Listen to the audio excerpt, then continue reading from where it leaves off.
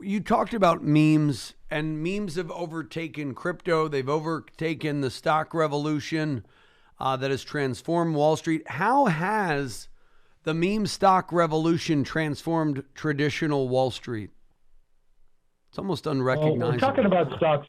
When we're talking about meme stocks, we're talking about stocks that have been highly shorted, sometimes by Wall Street, in quotes, institutions or big investors that take positions betting on that the stock will go down. What we've seen in the past 14, 15 months is this very active group of day traders who don't want that to happen, and either because they want to rescue the company, I would doubt that that's really what they want, or they want to stick their finger in the eye of the institutions that are betting against these stocks. They feel, a lot of these new retail investors, they call themselves apes. They're proud to call themselves apes. They think they swarm into stocks like Planet of the Apes.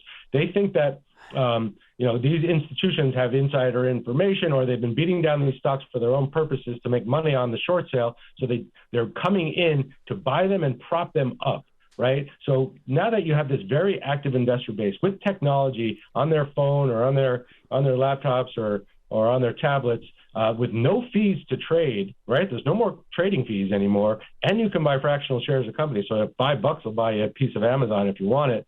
They can swarm in with the power of social media and these online forums and push a stock higher, and they can take it down too. But mostly they've been driving stocks higher. Now, there's always been retail investors. Since the dawn of time, since tulip mania in the 17th century, there was retail investors who could do this. But now they have this aggregation and this force, and they can communicate through the power of social media and these online forums and move a stock instantly and cause tens of hundreds of millions of dollars of losses for other institutions that were betting against the stock.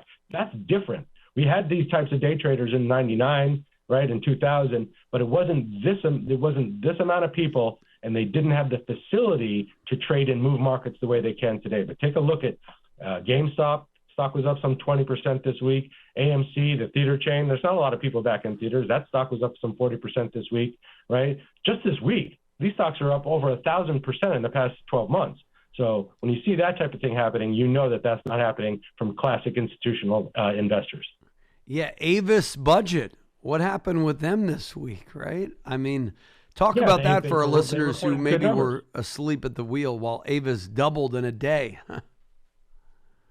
Right. Or Bed Bath & Beyond reported good earnings. Stock was up 80% after hours. Now, is that normal? It takes Bed Bath & Beyond 8-10 years to go up 80%. So that happens in a day. It's just different. Times are different, and this active trader base can really move the market. Are there talks about regulating these apes who are kind of, manipulating the market?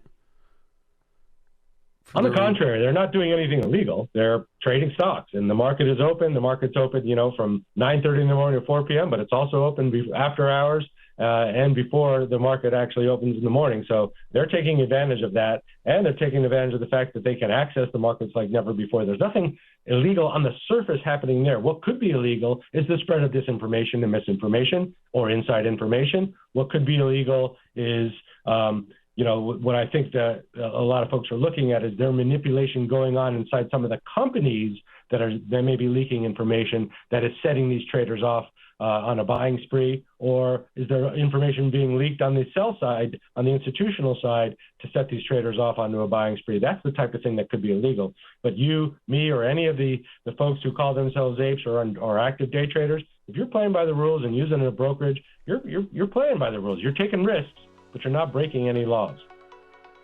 Fascinating. Well, we'll be back with Caleb Silver of Investopedia.com in a moment. This is Josh Jalinski, the financial quarterback. Don't touch that dial. The preceding program was sponsored by the Jalinski Advisory Group. Any awards, rankings, or recognition by unaffiliated third parties or publications, including 5-Star Wealth Manager, Advisory of the Year finalist by Senior Market Advisor, and top of the $1 Million Roundtable, are in no way indicative of the advisor's future performance or any individual client's investment success. No award, ranking, or recognition should be construed as a current or past endorsement of Josh Jalinski or Wealth Quarterback Quarterback LLC. Information regarding specific awards, rankings, or recognitions is available on the Wealth Quarterback website at www.jalinski.org. All investment strategies have the potential for profit or loss. Investment strategies such as asset allocation, diversification, or rebalancing do not assure or guarantee better performance and cannot eliminate the risk of investment losses. There are no guarantees that a portfolio employing these or any other strategy will outperform a portfolio that does not engage in such strategies. This broadcast should not be construed by any client or prospective client as a solicitation to effect or attempt to effect transactions in securities or the rendering of personalized investment advice. Due to various factors, including changing market conditions, the information discussed in this broadcast may no longer be reflective of current positions or recommendations. While information presented is believed to be factual and up to date, Josh Jalinski and Wealth Quarterback do not guarantee its accuracy, and it should not be regarded as a complete analysis of the subjects discussed. The tax and estate planning information discussed is general in nature, is provided for informational purposes only, and should not be construed as legal or tax advice. Listeners should consult an attorney or tax professional regarding their specific legal or tax situation. Advisory services offered through Wealth Quarterback LLC.